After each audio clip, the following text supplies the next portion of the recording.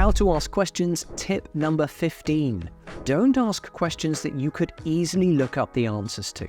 When we ask questions, we're looking for information, but asking other people isn't always the best or most efficient way. It's certainly not the only way to find answers. You can use a search engine, you can Google the answer, you can look at user manuals, find something on YouTube.